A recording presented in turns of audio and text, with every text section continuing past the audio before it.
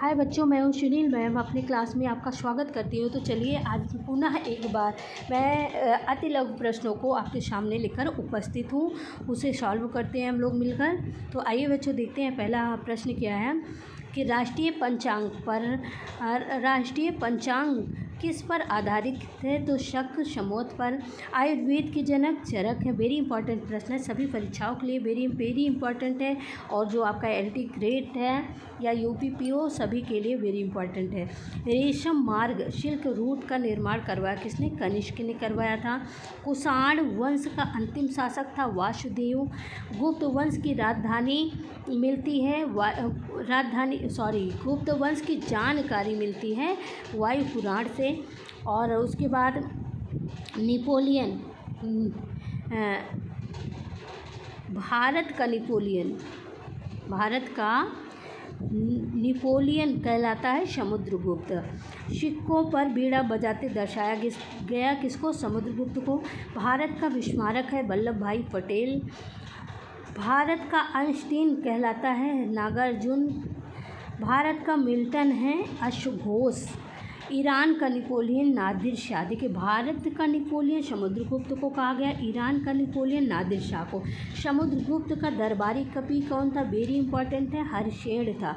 फायान किसके काल में भारत है? चंद्रगुप्त द्वितीय के। चंद्रगुप्त द्वितीय की राजधानी क्या थी? तो चंद्रगुप्त द्वितीय की राजधानी, दूसरी राजधानी तो उज्जैन थी। क्या थी? उज्जैन।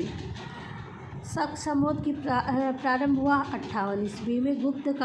गुप्तकालीन चांदी का सिक्का रूपक कहलाया। आइए आगे बढ़ते हैं हम लोग। नादिर शाह, देखो दो चीज़ें हैं। भारत का यदि नेपोलियन कहा जाए तो समुद्रगुप्त, और ईरान का नेपोलियन कहा जाए तो नादिर शाह। समुद्रगुप्त का दरबारी कवि हर्षेण है। फायान किसके काल में भारत है? चंद्रगुप्त द्वितीय के। चंद्रगुप्त द्वितीय की राजधानी, दूसरी राजधानी क्या पूछा है? दूसरी राजधानी उज्जैन है। सब विक्रम संवत आरंभ हुआ तो 58 यानी 58 ईस्वी। ठीक है, आइए आगे बढ़ते हैं हम लोग।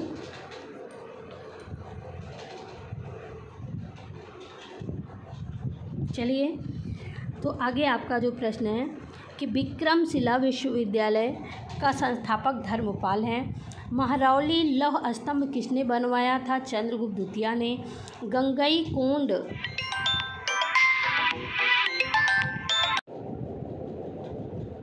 गुप्त काल की राजकीय भाषा थी संस्कृत। गुप्त काल की राजकीय भाषा क्या थी?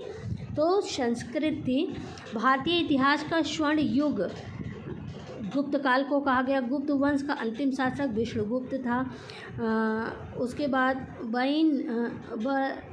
वर्धन साम्राज्य का संस्थापक पुष्यभूत था, और पुष्यभूत वंश का संस्थापक पुष्यभूत ही था। हर्षवर्धन ने राजधानी थानेश्वर से कहाँ स्थापित की थी? तो कन्नौज में। कहाँ स्थापित की थी? कन्नौज में। भूमि देने की सामंती प्रथा शुरू की हर्षवर्धन ने। ह्वेनसांग किसके काल में भारत है? हर्षवर्धन के। ह्वेनसांग द्वारा रचित पुस्तक का नाम है शियुकी। हमने बताया ना, फायान चंद्रगुप्त द्वितीय के, ह्वेनसांग हर्षवर्धन। ह्वेनसांग की पुस्तक कौन थी? शियुकी। हमने विस्तृत पढ़ाया था, उसमें भी बताया था। यात्रियों का राजकुमार कहलाया ह्वेनसांग। नीति का पंडित एवं शाक्य मुनि ह्वेनसांग। हर्षवर्धन का दरबारी कवि बाणभट्ट। हर्षवर्धन का भू राजस्व दर कितना था? 1/6 था। हर्षवर्धन को नर्मदा के तट पर किसने हराया? पुलकेशिन द्वितीय ने।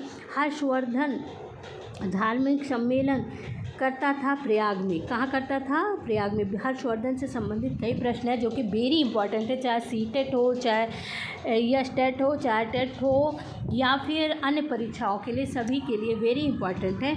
तो आइए हम लोग आगे बढ़ते हैं अब।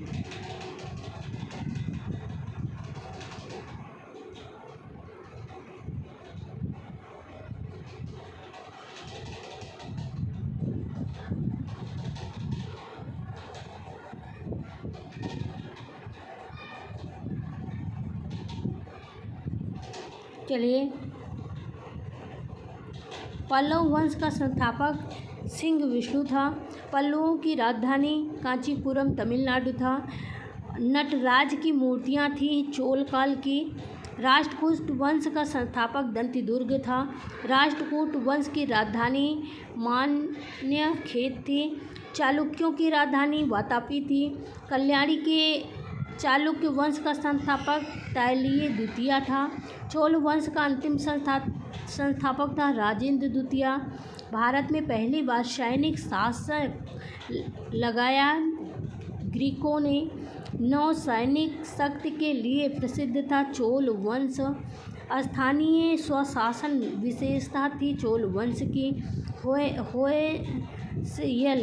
होयसयल वंश की राजधानी द्वार समुद्रम।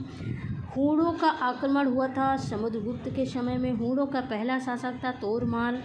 सैयद वंश का संस्थापक खिज्र खां। सैयद वंश का अंतिम शासक अलाउद्दीन आलम शाह। टोपी सिलकर जीवन निर्वाह करने वाला सुल्तान नासिरुद्दीन था। मिहिरमुला पराजित हुआ था यशोवर्धन द्वारा। मिहिरमुला कब पराजित हुआ? यशोवर्धन द्वारा।